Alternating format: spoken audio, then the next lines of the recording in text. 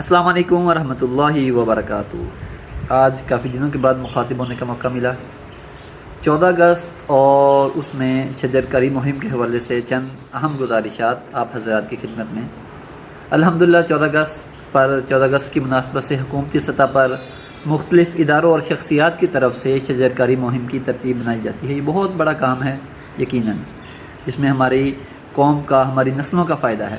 البتہ اس حوالے سے 3 اہم باتیں جو ذہن نشین کرنے کی ہیں۔ نمبر 1، اس کام کو ہم نیکی کی نیت سے اور صدقہ جاریہ کی نیت سے کریں۔ حضور نبی کریم صلی اللہ علیہ وسلم فرماتے ہیں، حضرت انس رضی اللہ عنہ راوی ہیں، صحیح مسلم میں یہ روایت موجود ہے کہ آپ صلی اللہ علیہ وسلم نے فرمایا، جب بھی کوئی مسلمان کوئی کھیتی اگاتا ہے یا درخت لگاتا ہے تو اس میں سے کوئی بھی پرندہ یا جانور یا انسان کھائیں تو اس کے لیے صدقہ ہے۔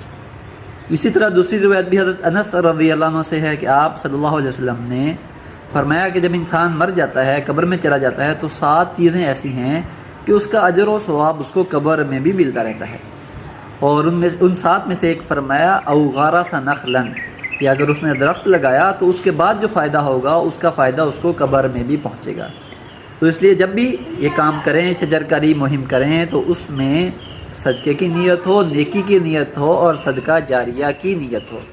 نمبر 2، یہ جو مہم ہے اس کو صرف 14 اگست پر محدود نہ کریں، بلکہ پورے اگست پر اس کو پھیلائیں، اور صرف پورے اگست پر نہیں بلکہ پورا سال جب بھی موقع ملے اس کا خوب اہتمام ہو، درخت لگائیں، اور یہ ہم سب کے نفع کی چیز ہے۔ تیسری چیز، یہ آپ جامن کا درخت پودا دیکھ رہے ہیں، یہ پچھلے سال یعنی 16 اگست بروز جمعہ 2024 کو لگا تھا، اور اب یہ 1 سال بعد بھی اگست 2025 میں چھوٹا سا پودا ہے۔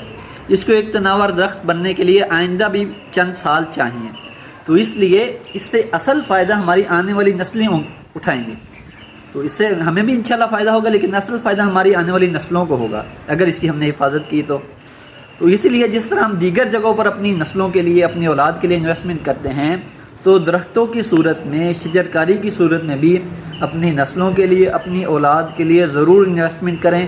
اللہ تعالی ہم سب کو عمل کی توفیق عطا فرمائے، آمین۔ وآخر دعوانا الحمد للہ رب العالمین۔